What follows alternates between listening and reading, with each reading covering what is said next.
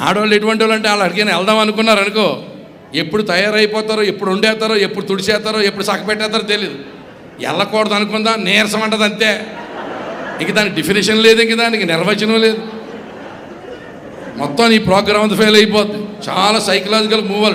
వాళ్ళ ముఖం touch screen లాంటిదట. అంటే సీన్ మారిపోద్ది. బజారుకి బయలుదేరినప్పుడు ఒక ముఖం, ఇంటికి వచ్చే లోపు రకరకాల షేపులు. ఎప్పటికప్పుడు నువ్వు మెడకోగలిగి ప్రార్థన చేయడం ఇదే. నీకు అర్థమైందా? చాలా కేర్ఫుల్గా ఉండాలి బ్రదరు. ఇంకో మాట చెప్తున్నాను, ఆవిడ ఎదుర్కొంటే ఇంకెవరిని మెచ్చుకోక. ఎవరన్నా బాగుంటారు అన్నావా, నీకు శ్రమకాలమే. ఎవరిని మెచ్చుకోక. నీవు తప్ప వేరొక దేవుడు లేడు. ఇదే మినిస్ట్రీ. నువ్వు బతకాలనుకుంటే అదే. ఆడమనిషి ఎదుర్కొంటే ఇంకెవరిని పొగడకా, చాలా గొడవలు అయిపోతాయి.